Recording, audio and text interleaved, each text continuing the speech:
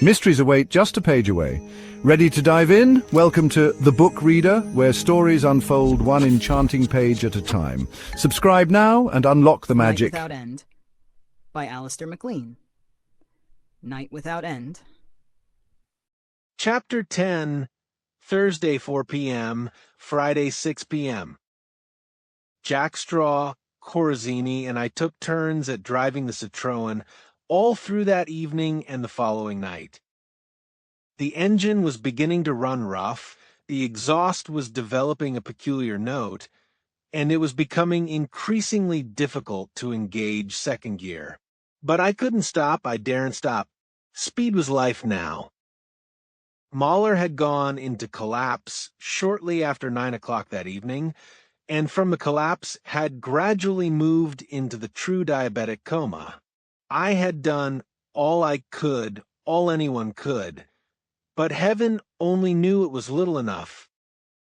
He needed bed, heat, fluids, stimulants, sugar by mouth, or injection. Both suitable stimulants and the heat were completely lacking. The lurching, narrow, hard wooden bunk was poor substitute for any bed. Despite his great thirst, he had found it increasingly difficult to keep down the melted snow water, and I had no means of giving an intravenous injection. For the others in the cabin, it was distressing to watch him, distressing to listen to the dyspnea, the harsh, labored breathing of coma.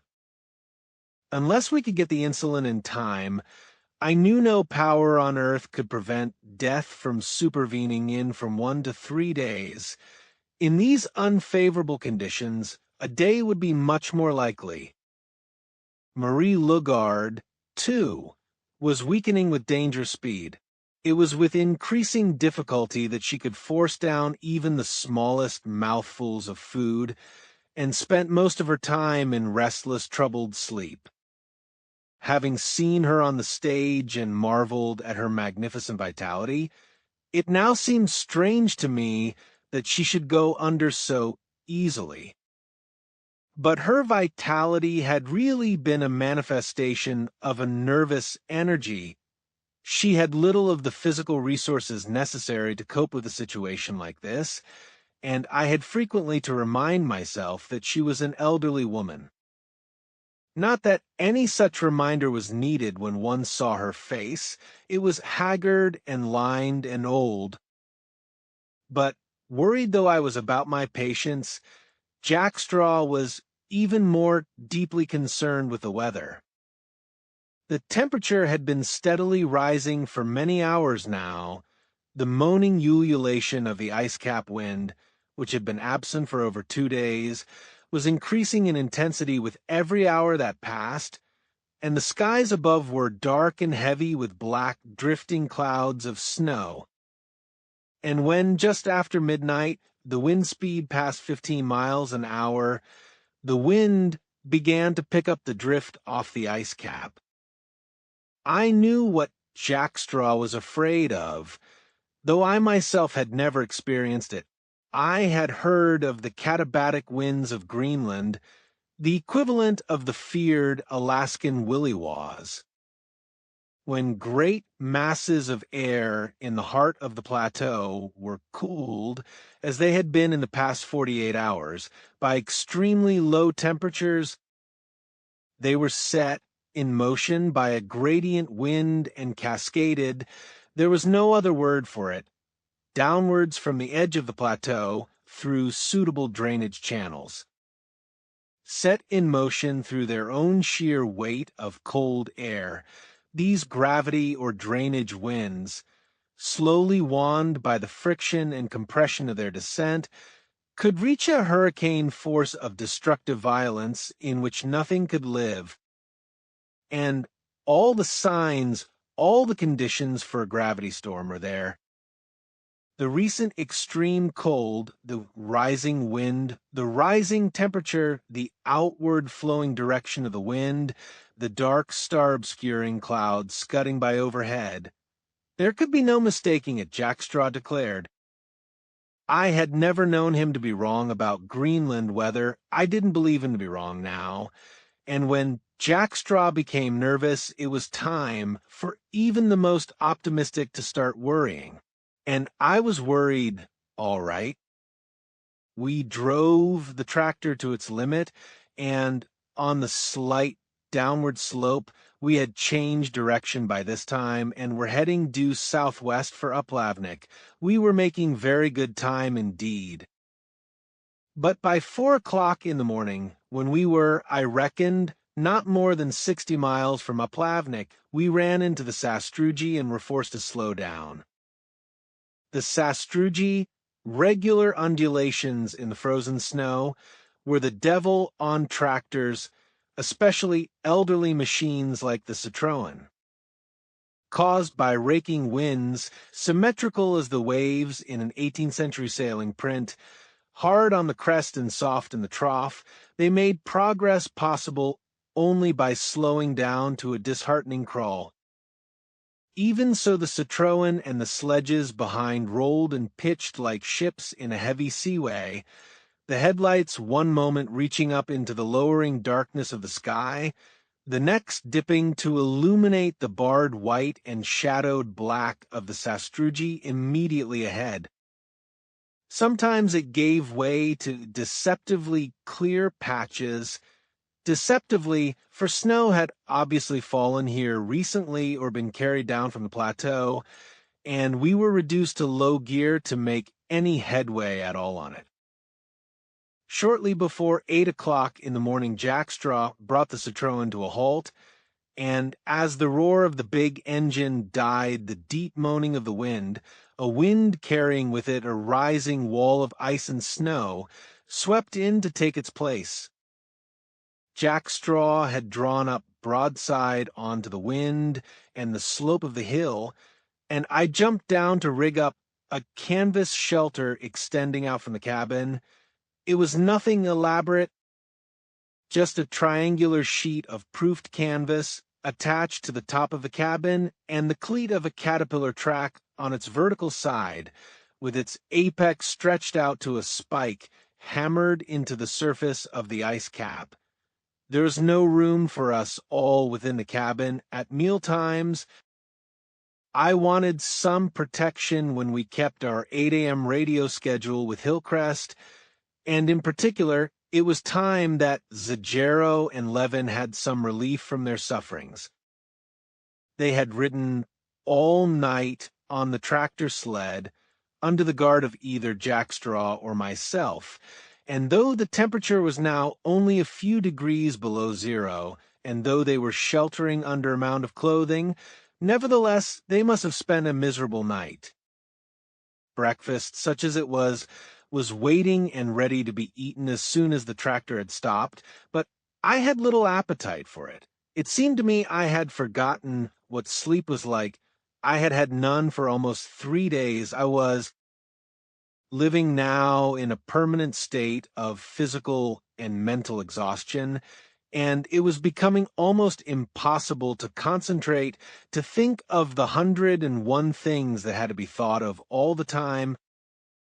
More than once I caught myself nodding and dozing off over my cup of coffee, and it was only with a conscious effort of will that I forced myself to my feet to keep the radio schedule. I was going to call both Hillcrest and our base. Hillcrest had given me the frequency the previous evening. I decided to call Hillcrest first. We got through without any difficulty, although Hillcrest said they could hear me only very faintly.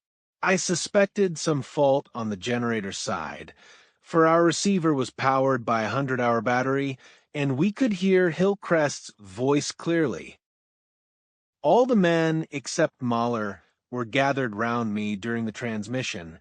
They seemed to find a peculiar reassurance in another voice, however distant and disembodied that voice, and even Zagero and Levin were only 7 or 8 feet away, sitting in front of the tractor sled with their feet still bound.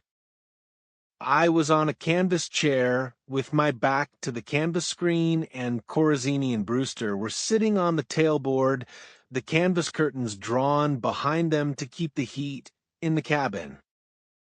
The Rev Smallwood was behind me, turning the generator handle, and Jack Straw a few feet away, watchful as ever, the cocked rifle ready in his hand. "Receiving you loud and clear," I said to Hillcrest. My hands were cupped around the microphone, and I was holding it close to my mouth to cut out as much as possible of the background noise of the wind. "What progress?" I threw the receiver switch into the antenna, and Hillcrest's voice came again. "Great." He sounded enthusiastic, excited. "My congratulations to your learned friend. Works like a charm, and we're going like a bomb. We are approaching the Vindaby noon attacks and expect to be through by this afternoon." This was wonderful news. With any luck, he would be up with us late in the evening of that day, and we would have the moral support of his company and the even more important technical resources of everything his big modern snowcat could offer. And Jack Straw and I could get some desperately needed sleep. I became aware that Hillcrest was continuing, his voice still charged with the same suppressed excitement. "The Admiralty, or the government, or whoever it is, have loosened up at last. Brother, you're sitting on dynamite and you don't know it. You've got it right there with you, and you could exchange it tomorrow for £1,000,000 in the right place. No wonder the government were so cagey. No wonder they knew something fishy was going on and mounted the biggest search ever. The carrier Triton's going to collect it personally, dash." I threw the receiving switch. "For heaven's sake," I shouted in exasperation, an exasperation I was dimly aware, shared by all the others who were leaning forward to hear Hillcrest's voice. "What are you talking about? What was the plane carrying?" "Over." "Sorry. It's a guided missile mechanism of such advanced design and so top secret that its details, I gather, are known only to a handful of scientists in all the United States. It's the only one of its kind, and was being sent to Britain for study under the recent agreement to share knowledge on atomic weapons and guided missiles." Hillcrest's voice was calm now, measured and sober. There was a pause. Then he went on, slowly, impressively. "I understand the governments concerned are prepared to go any lengths, to secure the recovery of this mechanism and prevent its falling into wrong hands." There was another, longer pause. Hillcrest clearly was giving me an opportunity to say something, but I just didn't know what to say. The magnitude of the entire thing took my breath away, temporarily inhibited all thought and speech. Hillcrest's voice was coming through again. "To help you identify this mechanism, Dr. Mason, it's camouflaged, made up to look like an ebonite and metal portable radio of fairly large size, with a braided leather carrying strap. Find that portable, Dr. Mason, and you'll dash." I never heard the end of that sentence. I was still sitting there, dazedly wondering why the words portable radio should have triggered off such a clangorous bell in my mind, minus one can only plead my extreme physical and mental exhaustion, when Zajero catapulted himself off his seat on the sled, knocking Jack Straw staggering, took one tremendous hop with his bound feet, just opposite where I was sitting, and hurled himself bodily towards Corazzini, who, his face twisted in a vicious and unrecognizable mask, had pushed himself off the tractor tailboard with one hand, and with the other was fumbling desperately to bring something out from under his coat.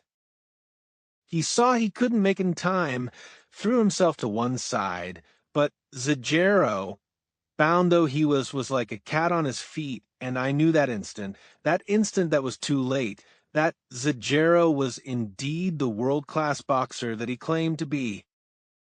If the astonishing speed of his reflexes were not proof enough, that blurring right arm of his carried with it lethal conviction. Corazzini was a very big man, 6'2", and at least 200 pounds, and he was swathed in many layers of heavy clothing. But when that fist caught him with such frightening power, just under the heart, he staggered back against the tailboard and slid slowly to the ground. Unseeing eyes turned up to the first driving flakes of the newly fallen snow. I had never seen a blow delivered with such power, nor do I ever want to see it again. For perhaps 5 seconds no one moved, no one spoke, men were held in thrall. The soughing, wailing moan of the wind on the ice cap sounded weirdly, unnaturally loud. I was the first to break the silence. I was still sitting on my canvas stool. Corazzini. I said, Corazzini. My voice was barely more than a whisper, but Zagero heard me. Sure, it's Corazzini, he said levelly. It always was.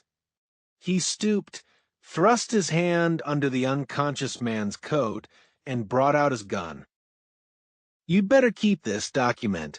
Not only do I not trust our little playmate here with toys like these, but the state prosecutor or district attorney or whatever you call the guy in England will find that the rifflin on this barrel matches the rifflin marks on some very interesting bullets. He tossed the gun across, and automatically I caught it. It was a pistol, not an automatic, and it had a strange-looking cylinder screwed on to the front of the barrel. A silencer, I supposed. I had never seen one before.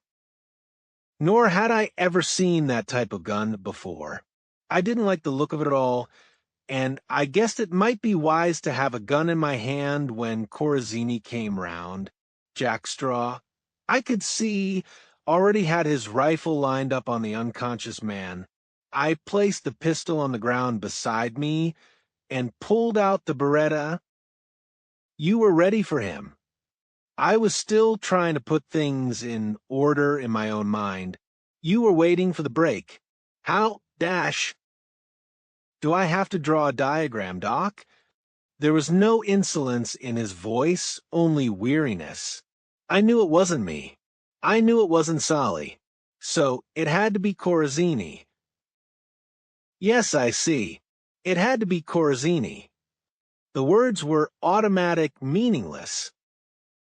My thoughts were in a state of utter confusion, as confused, no doubt, as those of Corazzini, who was now pushing himself groggily into a sitting position. But for the past 15 seconds, another bell had been ringing far back in my mind. Not so loud as the first, but even more desperately insistent, and all at once I had it, and began to rise to my feet. But there were two of them. Corazzini had an accomplice dash that was as far as I got when some metal object smashed across my wrist with brutal force, sending my Beretta flying, and something small and hard ground viciously into the back of my neck. Don't move, Dr. Mason. The voice, flat, controlled but alive with a vibrant power that I had never heard before, was almost unrecognizable as the Rev. Joseph Smallwood's. Nobody is to move. Nielsen, drop that rifle now. Just one suspicious move, and Dr. Mason gets his head blown off. I stood stock still. The man behind that voice meant every word he said. I didn't need any convincing of that. The cold certainty in his voice only reinforced the knowledge I already had that the sanctity of human life was a factor which could never enter into this man's considerations. All right, Corazzini? Smallwood was speaking again, his voice empty of all concern for an interest in his accomplice. His only anxiety, if one could by any stretch of imagination call it that, lay in his desire for Corazzini's effectively continued cooperation. All right, Corazzini said softly. he was standing now, and that both mind and reactions were back to normal was evident from the dexterity with which he caught the gun Smallwood threw back to him. Never thought any man could move so fast with his feet tied, but he won't catch me again. Everybody out, Everybody out, Smallwood nodded. No question, he was the leader of the two, ridiculously improbable though that would have seemed only 2 minutes ago.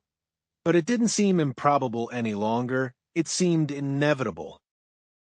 Jump down. All of you, Corazzini ordered.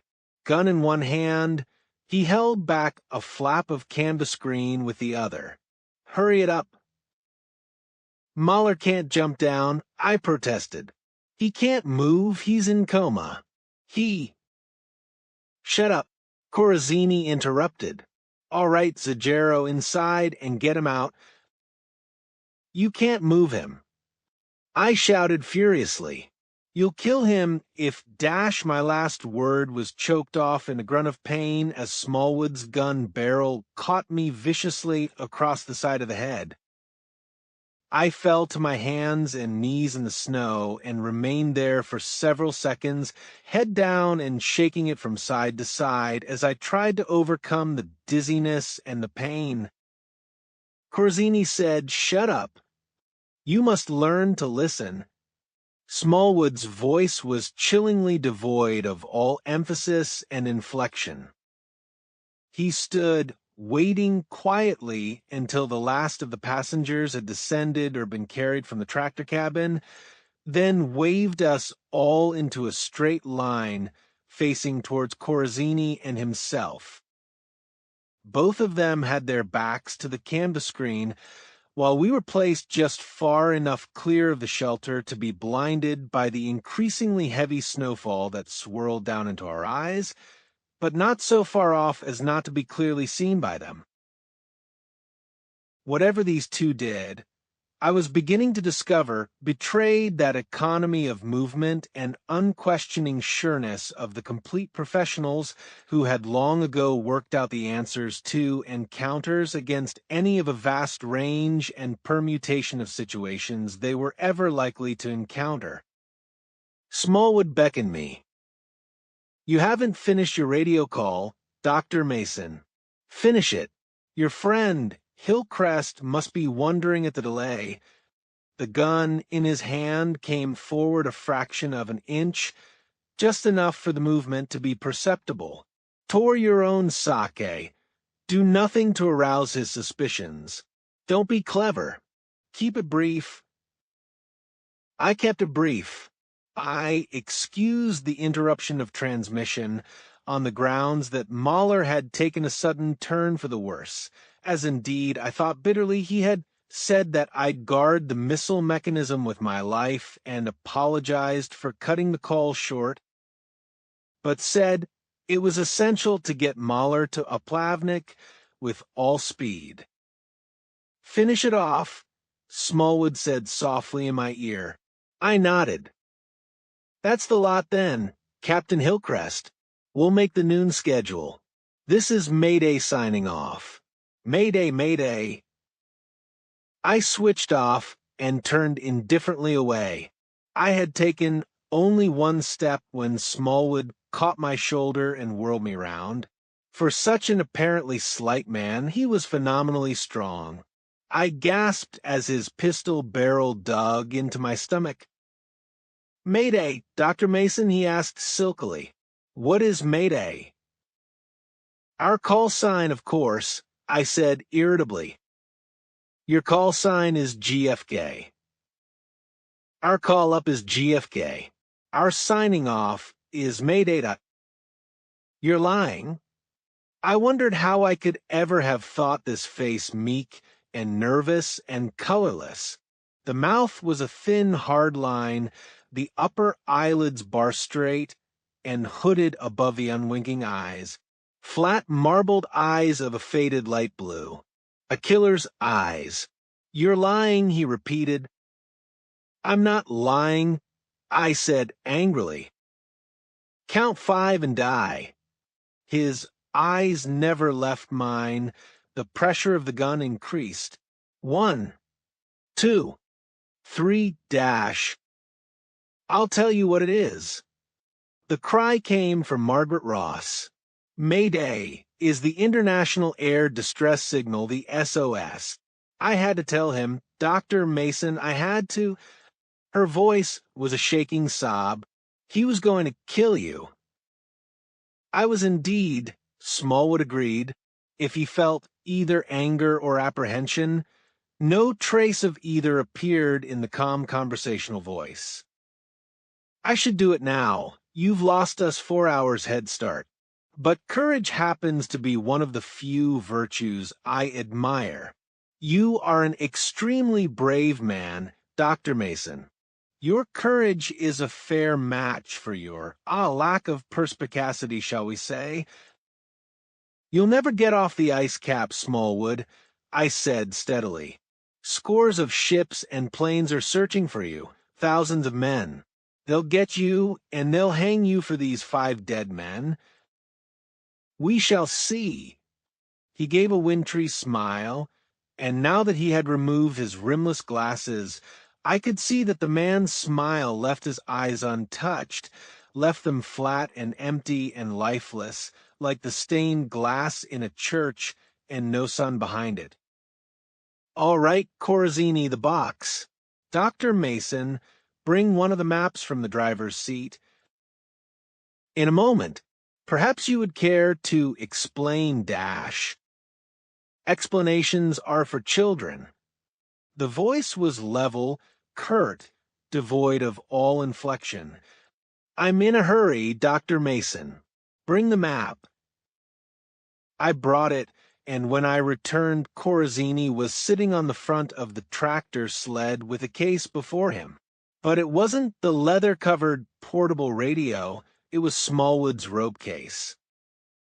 Corazzini snapped open the catches, pulled out Bible, robes, and divinity hood, tossed them to one side, then carefully brought out a metal box, which looked exactly like a tape recorder. Indeed, when he shone his torch on it, I could clearly see the word Grundig. But it soon became apparent that it was like no tape recorder that I had ever seen. The twin spools he ripped off the top of the machine and sent spinning away into the darkness and the snow, the tape unwinding in a long, convoluted streamer. By this time I would have taken long odds that anyone suspicious enough to investigate would have found that tape perfectly genuine. Probably, I thought, bitterly box organ music, in keeping with Smallwood's late ecclesiastical nature. Still in silence, we watched Corazzini undo and fling away the false top of the recorder, but not before I had time to notice the padded spring clips on its underside, the perfect hiding place for a couple of automatics. Revealed now were controls and calibrated dials that bore no resemblance to those of a tape recorder. Corazzini straightened and erected a hinged telescopic aerial, clamped a set of headphones to his ears, made 2 switches, and started to turn a dial, at the same time watching a green magic similar to those found in tape recorders and many modern radios. Faintly but unmistakably, I could hear a steady whine coming from the earphones, a whine which altered in pitch and intensity as Corazzini turned the dial. When it reached its maximum strength, he turned his attention to a built-in alcohol compass about 3 inches in diameter. A few moments later, he doffed the earphones and turned round, apparently satisfied. Very strong, very clear, he announced to Smallwood, but there's too heavy a deviation factor from all the metal in the tractor and sledge. Back in 2 minutes. Your torch, Dr. Mason. He walked away for about 50 yards, taking the machine with him. It was with intense chagrin that I realized that it was perfectly in keeping with all that had gone before that Corazzini had probably forgotten more about navigation than I was ever likely to know. He returned soon, consulted a small chart, correcting for variation, no doubt, then grinned at Smallwood. "It's them, all right. Perfect signal. Bearing 268. Good." If Smallwood felt relieved or gratified at the news, no shadow of his feeling touched the thin, immobile face. Their quiet certainty, their forethought, their foolproof organization was dismaying, frightening. Now that I could see what manner of men they were, it was unthinkable that they should have set themselves down in a vast, featureless country such as this without some means of orientating themselves. What we had just seen in operation could only be a battery-operated radio direction finder. And even to me, inexperienced though I was in such matters, it was obvious that Corazzini must have been taking a bearing on some continuous directional lineup signals transmitted by a vessel or vessels offshore, trawlers, probably, or some other inconspicuous type of fishing vessel. I would have been less than human had I not wanted to shake this absolute confidence. "You've miscalculated the Hornet's nest you've stirred up. The Davis Strait, the coast of Greenland, is alive with ships and planes. The scout planes of the carrier Triton will pick up every boat that's larger than a skiff. The trawlers will never get away with it. They won't get 5 miles. They don't have to." Implicit in Corazzini's words was confirmation of the accuracy of my guess about trawlers. There are such things as submarines. In fact, there is one not far from here. "You still won't dash." "Be quiet," Smallwood said coldly. He turned to Corazzini. 268. Due west more or less. Distance. Corazzini shrugged, said nothing. Smallwood beckoned to me. "We'll soon find it. That map, Dr. Mason, indicate our position accurately." "You can go to hell," I said briefly. I expected nothing else. However, I'm not blind, and your clumsy attempts at concealment have done little to hide the growing attachment between yourself and the young lady here. I glanced quickly at Margaret, saw the faint color beginning to stain the pale cheek, and looked as quickly away. "I am prepared to shoot Miss Ross." I never doubted him. I knew he'd do it in an instant. I gave him our position. He asked for another map, asked Jack Straw to mark our position on the second, and compared the two. "They coincide," he nodded. "Fortunately for you." He studied the map briefly, then looked at Corazzini. "The Kangalak Fjord, undoubtedly at the foot of the Kangalak Glacier. Approximately dash." "The Kangalak Fjord," I interrupted. My voice was bitter. "Why the hell didn't you land there in the first place and save us all this?" "The plane captain deserved to die," Smallwood said obliquely.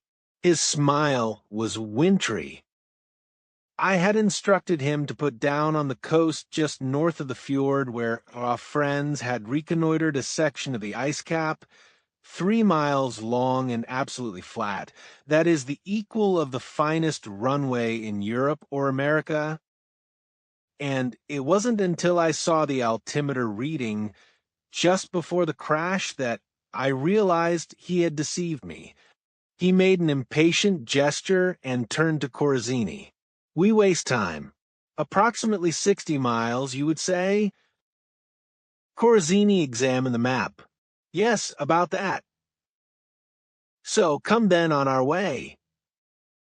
"Leaving us here to starve and die of cold, I suppose?" I said bitterly. "What becomes of you no longer concerns me," Smallwood said indifferently. Already, in a matter of minutes, it had become almost impossible to think of him, to remember him as the meek, retiring minister we had known. It is possible, However, that you might be foolish enough to take advantage of the cover of snow and darkness to run after us, waylay, and try to overcome us. You might even succeed, even though unarmed. We must immobilize you temporarily. Or permanently, Zajero said softly. Only fools kill wantonly and unnecessarily. Fortunately for you, it is not necessary for my plans that you die. Corazini, bring some rope from the sled. There's plenty of cord there. Tie their feet only. With their numbed hands, it will take them an hour to undo their bonds. We will be well on our way by then. He moved his gun gently from side to side. Sit in the snow. All of you. There was nothing for it but to do as we were told. We sat down and watched Corazini bring a hank of cord from the sled. He looked at Smallwood, and Smallwood nodded at me. Dr. Mason first. Corazini gave his gun to Smallwood. They missed nothing. That pair, not even the remote possibility that one of us might try to snatch Corazini's gun, and advanced on me.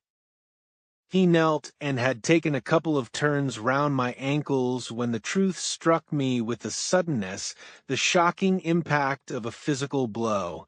I sent Corazini staggering with a violent shove and leapt to my feet. No. My voice was hoarse, savage. By God, you're not going to tie me up, Smallwood. Sit down, Mason. His voice was hard, whip-like, and the light from the tractor cabin was enough for me to see the rock-like pistol barrel centered between my eyes. I ignored it completely. Jack Straw. I shouted. Zajero Levin Brewster. On your feet if you want to live. He's only got one gun. If he starts firing at any of us, the rest go for him and get him. He can't possibly get us all.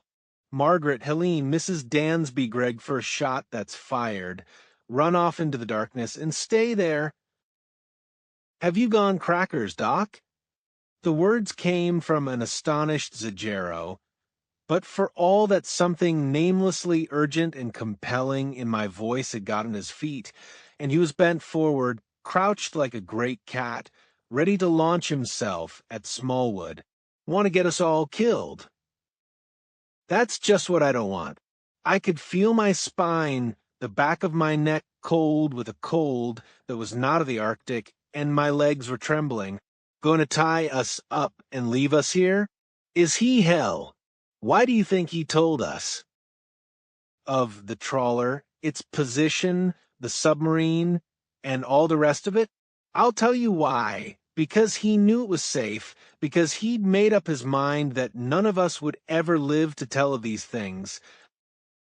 I was rattling the words out with machine gun rapidity, desperate with the need to convince the others of what I was saying before it was too late. And my eyes never left the gun in Smallwood's hand. But No, buts, I interrupted harshly. Smallwood knows that Hillcrest will be coming through here this afternoon. If we're still here, and alive, first thing we'd tell him would be Smallwood's course, speed, approximate position, and destination. Within an hour, the Kangalak Glacier would be sealed. Within an hour, bombers from the Triton would have blasted him off the face of the glacier. Tie us up? Sure. And then he and Corazini would shoot us at their leisure while we flopped around like birds with broken wings. Conviction was immediate and complete. I couldn't see the faces of the others, but the fractional lowering of Smallwood's gun was enough to tell me. I underestimated you, Dr. Mason, he admitted softly. His voice was devoid of all trace of anger, but you almost died there. What's 5 minutes more or less? I asked, and Smallwood nodded absently. He was already working out an alternative solution. You inhuman monster." Senator Brewster's voice was shaking with fear or anger or both. "You were going to tie us up and butcher us like Dash words failed him for a moment. Then he whispered, 'You must be mad, Smallwood, stark raving mad.'" "He's not in the slightest," Zajero said, quietly. "Not mad, just bad. But it's kind of hard to tell the difference at times. Figured out our next jolly little scheme, Smallwood?" "Yes. As Dr. Mason says, we can't possibly dispose of all of you inside a couple of seconds, which is all the time it would take for one, probably more, of you to reach the cover of the snow and darkness." He nodded towards the tractor sled, lifted his high collar against the snow and biting wind. "I think you had better ride a little way with us." And ride with them we did for the 30 longest miles I have ever driven, for 9 hours that had no end. A relatively short distance, but this eternity of time to cover it, partly because of the sastrugi, partly because of the increasingly long stretches of soft snow, but mainly because of the weather, which was deteriorating rapidly. The wind had now risen to something better than 30 miles an hour. It carried with it a blinding wall of flying ice-filled drift, and even though it was directly behind us, it made things troublesome for the driver. For all the others except Smallwood, it made the conditions intolerable. Had the temperature been what it was only 24 hours previously, none of us, I am sure, would have survived that trip. I would have thought that with either Smallwood or Corazzini driving and the other navigating from the dog sled, we would have had a chance, slender though it might be, to overpower them or at least make good our escape. But Smallwood never offered even a shadow of a chance of either. Corazzini drove all the time with the radio direction finder headphones clamped to his ears so that compass navigation became an inaccurate superfluity. Smallwood sat alone in the back of the tractor cabin, his gun unwaveringly trained on the rest of us who were crammed aboard the big tractor sled 10 feet to the rear of him. When the snow eventually became too heavy, he stopped the tractor, detached the portable searchlight, and mounted it facing aft in the rear of the tractor cabin. This had the double advantage of illuminating us so that he could clearly see us even through the drift, and making certain that none of us tried to drop off the sled, and of blinding us so that we were quite unable to see what he was doing, even to see whether he was watching us at all. It was frustrating, maddening, and for good measure, and to prevent any desperate attempt at escape in the occasionally blinding flurries of snow, he brought Margaret and Helene up into the cabin and bound their hands. They were the surety for our good conduct. That left 8 of us on the tractor sled, Theodore Mahler and Marie Lugard stretched out, in the middle, 3 of us sitting on each side. Almost immediately after we had moved off and pulled a pair of tarpaulins over ourselves for what meager shelter they could afford, Jack Straw leaned across and tapped me on the shoulder with something held in his hand. I reached up and took it from him. Corazzini's wallet, one, he said softly. For all the chance of his being overheard by either Smallwood or Corazzini above the roar of the engine and the voice of the gale, he could have shouted out the words. Fell from his pocket when Zajero knocked him down. He didn't see it go, but I did, sat on top of it while Smallwood told us to squat in the snow. I stripped off my gloves, opened the wallet, and examined its contents in the light of the torch Jack Straw had also passed across, a torch with the beam carefully hooded and screened to prevent the slightest chink of light escaping from under the tarpaulin. At this time, Smallwood had not yet switched on the searchlight. The wallet provided us with that last proof of the thoroughness, the meticulous care with which these two men had provided themselves with false but utterly convincing identities. I knew that whatever Corazzini's name was, it wasn't the one he had given himself, but had I not known the N.C. stamped on the hand-tooled morocco, the visiting cards with the inscribed Nicholas Corazzini, above the name and address of the Indiana head office of the Global Tractor Company, and the leather-backed fold of American Express checks, each one already signed in. R. Corazzini in its top left-hand corner would have carried complete conviction. And too late, the wallet also presented us, obliquely but beyond all doubt, with the reason for many things, ranging from the purpose of the crash landing of the plane to the explanation of why I had been knocked on the head the night before last. Inside the billfold compartment was the newspaper cutting which I had first found on the dead body of Colonel Harrison. I read it aloud, slowly, with infinite chagrin. The account was brief, that it concerned that dreadful disaster in Elizabeth, New Jersey, where a commuter's train had plunged through an open span of the bridge into the waters of Newark Bay, drowning dozens of the passengers aboard. I already knew from the quick glance I had had at the cutting in the plane. But as I had also gathered in the plane, this was a follow-up story, and the reporter wasted little time on the appalling details. His interest lay in another direction entirely. It was reliably reported, he said, that the train had been carrying an Army courier, that he was one of the 40 who had died, and that he had been carrying a super-secret guided missile mechanism. That was all the cutting said, but it was enough, and more than enough. It didn't say whether the mechanism had been lost or not. It most certainly never even suggested that there was any connection between the presence of the mechanism aboard the train and the reasons for the crash. It didn't have to. The cheek-by-jowl contiguity of the two items made the reader's own horrifying conclusions inevitable. From the silence that stretched out after I had read out the last words, I knew that the others were lost in the same staggering speculations as myself. It was Jack Straw who finally broke this silence, his voice abnormally matter-of-fact. "Well, we know now why you were knocked on the head." "Knocked on the head?" Zagero took him up. "What do you dash?" "Night before last, I interrupted.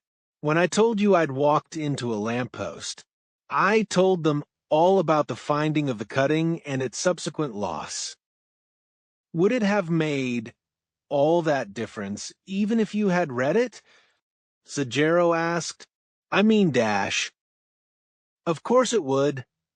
My voice was harsh, savage almost, but the savagery was directed against myself, my own stupidity.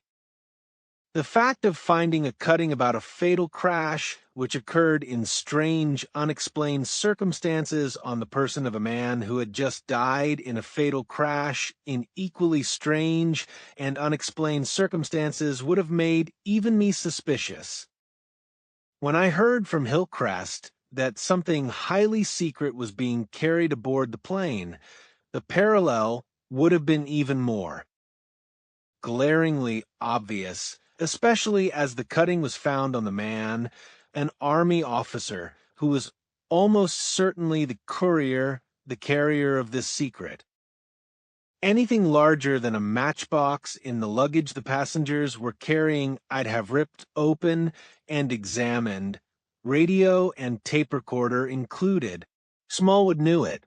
He didn't know what was in the cutting, but he, or Corazzini, knew it was a cutting and they were taking no chances at all.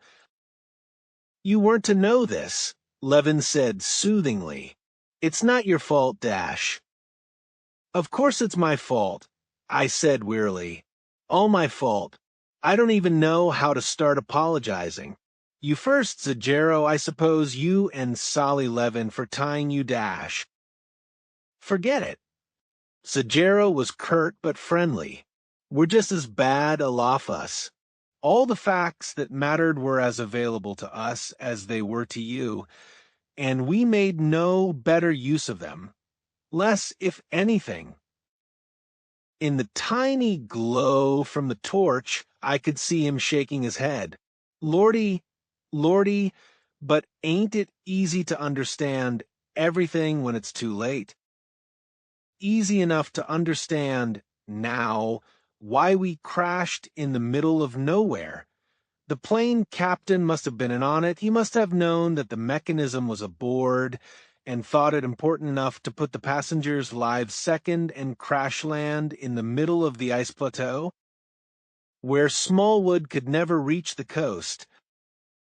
Not knowing that I was there waiting to oblige Smallwood, I said bitterly. I shook my head in turn. It's obvious now, all too obvious. How Corazini damaged his hand in the shack, not by saving or trying to save the radio, but by accelerating its fall after he'd pushed the hinges in. How and why he lost the toss and had to sleep on the floor to give him a chance to smother the second officer. What you might call a good loser, Zajero said grimly. Then he gave a short laugh. Remember when we buried the second officer? I wonder what Smallwood's burial service would have sounded like if we'd really been close enough to hear. I missed that. I nodded.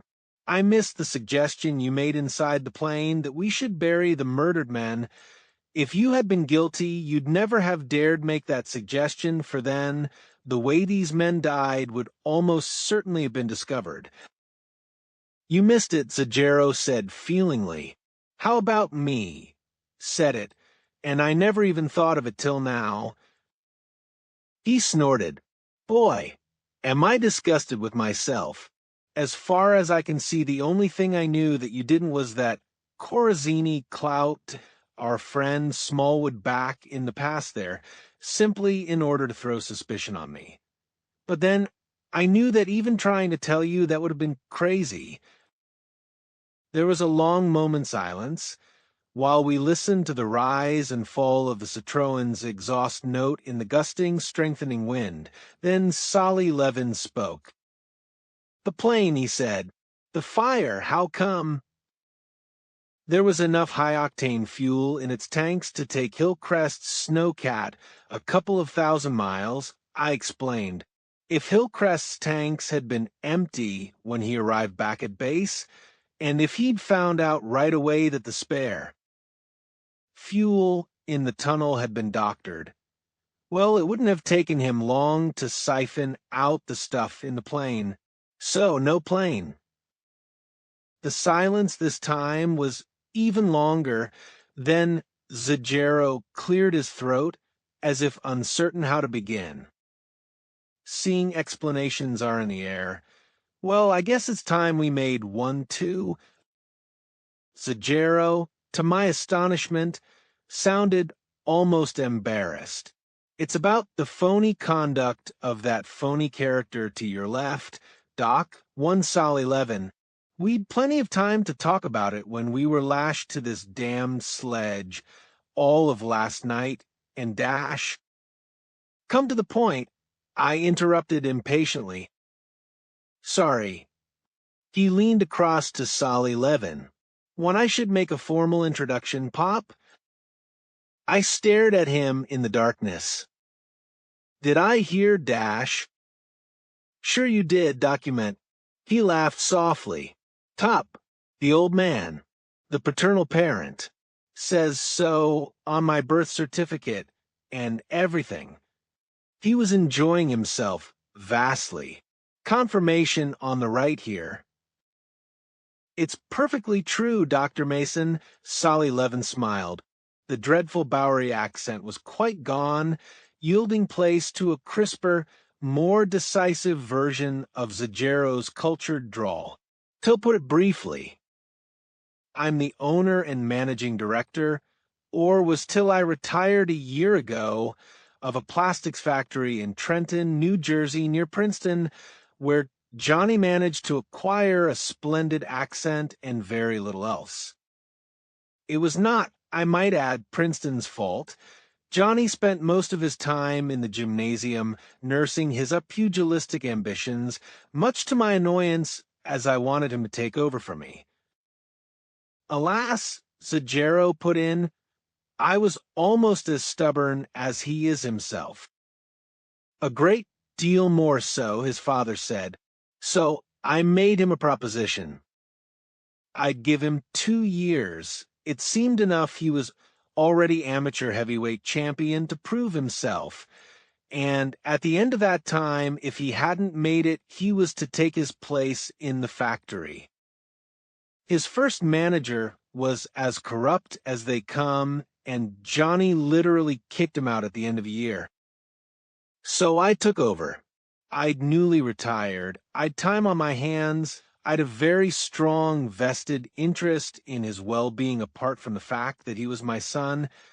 And quite frankly, I'd begun to see that he really was going to get to the very top. He broke off there. So I took the opportunity to interrupt. Zagero or Levin, which is it? Zagero, the elder man answered, Why the Levin? Some state and national boxing commissions refuse to permit a close relative to be either manager or second, especially second. So I used an alias, a practice by no means uncommon and officially winked at, a harmless deception. Not so harmless, I said grimly. It was one of the worst acting performances I've ever seen, and that was one of the primary reasons for my suspecting your son and, in turn, for Corzini and Smallwood getting away with what they did. Had you come clean earlier on, I would have known that they were bound, even in the absence of all possible evidence, to be the guilty men. But with Solly Levin, I'll find it very difficult to think of you as Mr. Zagero, I'm afraid, with Solly Levin sticking out like a sore thumb as an obvious phony. Well, I just couldn't leave you too out of a list of suspects. I obviously modeled myself on the wrong person or type of person. Levin said wryly, Johnny ribbed me about it all the time. I'm deeply sorry for any trouble we may have caused, or Mason. I honestly never looked at it from your point of view, never realized the dangers involved in maintaining the impersonation, if you could call it that.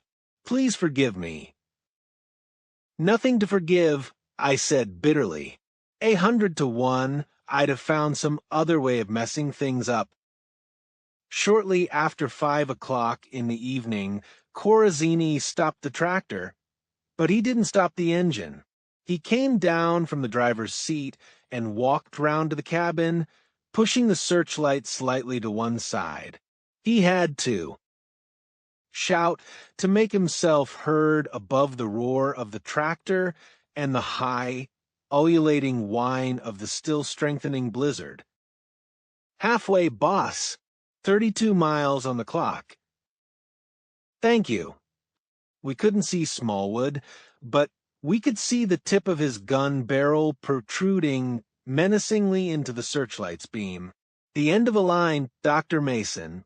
You and your friends will please get down. There was nothing else for it. Stiffly, numbly, I climbed down, took a couple of steps toward Smallwood, stopped as the pistol steadied unwaveringly on my chest. You'll be with your friends in a few hours, I told Smallwood. You could leave us a little food, a portable stove, and tent. Is that too much to ask? It is. Nothing? Nothing at all? You're wasting your time, Dr. Mason, and it grieves me to see you reduced to begging. The dog sledge, then. We don't even want the dogs. But neither Mahler nor Miss Lagarde can walk. You're wasting your time. He turned his attention to the sledge. Everybody off, I said. Did you hear me, Levin? Get down. It's my legs. In the harsh glare of the searchlight, we could see the lines of pain deep-etched round Levin's eyes and mouth, and I wondered how long he had been sitting there suffering, saying nothing. I think they're frozen or sleeping or something. Get down. Smallwood repeated sharply. In a moment. Levin swung one of his legs over the edge of the sledge, his teeth bared with the effort. I don't seem to be able to dash. Maybe a bullet in one of your legs will help, Smallwood said unemotionally, to get the feeling back. I didn't know whether he meant it or not. I didn't think so. Gratuitous violence wasn't in character for this man. I couldn't see him killing or wounding without sound reason. But Zagero thought differently. He advanced within 6 feet of Smallwood. Don't touch him, Smallwood, he said warningly. No. The rising inflection was a challenge accepted, and Smallwood went on flatly. I'd snuff you and him like a candle. No, Zagero said, softly and savagely, the words carrying clearly in a sudden lull in the wind. Lay a finger on my old man, Smallwood, and I'll get you and break your neck like a rotten carrot if you empty the entire magazine into me.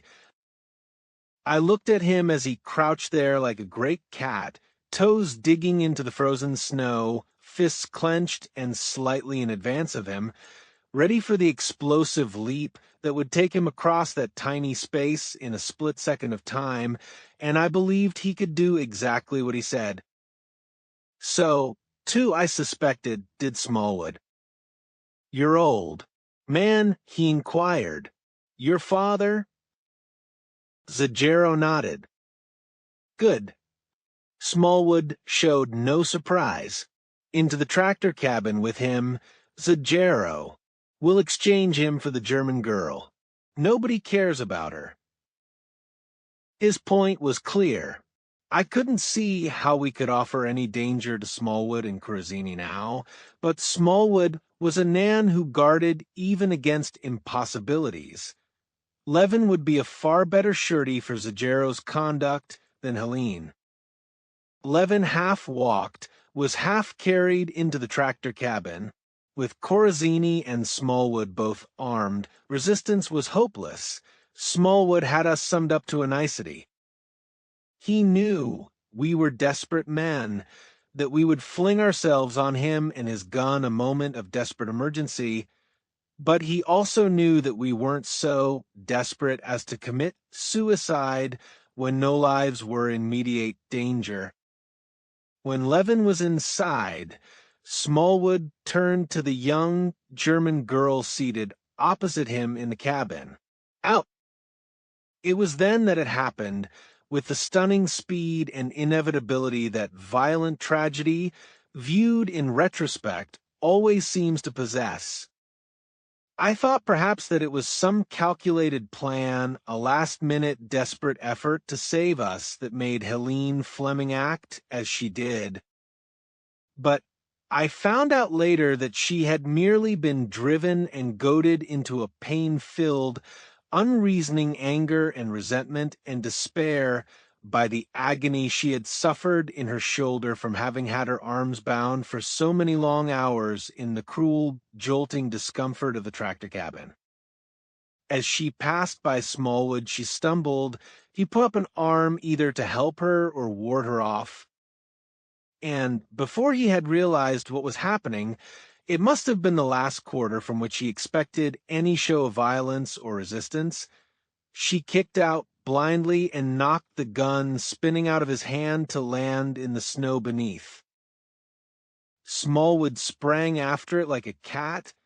The speed was unnecessary, the low growl of warning from an armed Corazzini, put paid to any ideas we might have had of taking advantage of the situation, picked up the gun and whirled round, the gun lining up on Helene. His eyes narrowed to slits against the beam of the searchlight, his face twisted into an unrecognizable snarl, the lips drawn far back over the teeth. I'd been wrong once more about Smallwood. He could kill without reason. Helene. Mrs. Dansby Gregg was the nearest to her, and her voice was high-pitched, almost a scream. "Look out, Helene!" She plunged forward to push her maid to one side. But I don't think Smallwood even saw her. He was mad with fury. I knew he was, and nothing on earth was going to stop him from pressing that trigger. The bullet caught Mrs. Dansby Gregg squarely in the back and pitched her headlong to fall face down in the frozen snow. Already Smallwood's moment of uncontrollable rage was spent as if it had never been. He said not another word, just nodded to Corzini and jumped up onto the tail of the tractor cabin to keep us covered with searchlight and gun as Corzini gunned the motor, engaged gear, and lumbered off into the darkness to the west. We stood in a forlorn, huddled little group and watched the train pass us by the tractor sled, the dog sledge, and finally the huskies themselves, running on the loose traces astern. I heard Helene murmur something to herself, and when I bent to listen, she was saying in a strange, wondering voice, "Helene." She called me Helene. I stared at her as if she were mad, glanced down at the dead woman at my feet, then gazed unseeingly after the receding lights of the Citroën until both the lights and the sound had faded and vanished into the snow-filled darkness of the night. And that marks the end of the current chapter. Thank you for listening to The Book Reader. Stay tuned for the next episode tomorrow. Please subscribe for updates.